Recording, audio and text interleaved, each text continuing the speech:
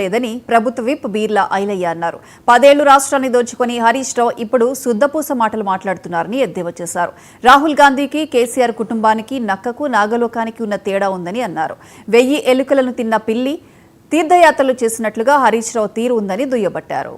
గారి పేరు తీసి రాహుల్ రోజు హరీష్ రావు గారి మాటలు చూస్తుంటే నిజంగా నవ్వాలా ఏం చేయాలో అర్థమైతలేదు.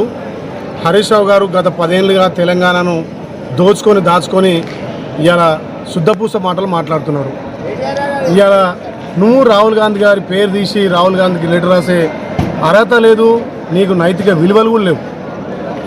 తల్లి సోనియా ఇచ్చినటువంటి తెలంగాణ మిగులు బడ్జెట్ వస్తే 10 ఏళ్ళు తెలంగాణను దోచుకొని పందుకెక్కులాగా దాచుకొని ఇవాళ మా గౌరవ ముఖ్యమంత్రి పేదల కోసం ఒకవైపు అభివృద్ధి, ఒకవైపు సంక్షేమం చేసి ప్రజాపాలన ద్వారా తల్లి సోనియా ఇచ్చినటువంటి అభయస్థం 6 గ్యారెంటీని ఒక్కొక్కటిగా ఇంప్లిమెంట్ చేసి ఇలా తెలంగాణ ప్రజలు గర్వించదగ్గ పాలన చేస్తుంటే ఇలా నువ్వు రాహుల్ గాంధీ గారికి లెటర్ రాసి రాహుల్ గాంధీ గారికి తెలంగాణకు చెప్పే నీతి మాలిన చరిత్ర నీది.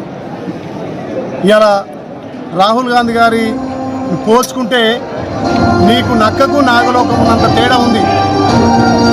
రాహుల్ గాంధీ గారి కుటుంబ చరిత్ర త్యాగాల చరిత్ర.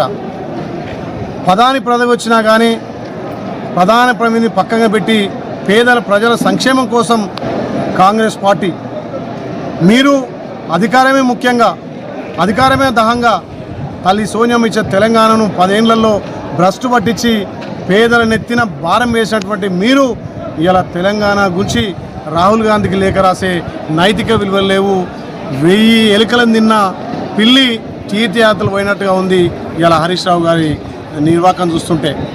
పేదల కోసం, పేదల సంక్షేమం కోసం, బడుగు బలైన వర్గాల కోసం ప్రజాపాలన ద్వారా ప్రజా సంక్షేమాలు అమలు చేస్తున్నటువంటి గౌరవ ముఖ్యమంత్రి రేవంత్ రెడ్డి గారి పాలన చూసి మీరు కడుపు మండి కళ్ళల్లో నిప్పులు పోసుకొని రోజు మీ పింక్ మీడియా, మీ సోషల్ మీడియా ద్వారా దుష్ప్రచారం చేస్తున్నారు.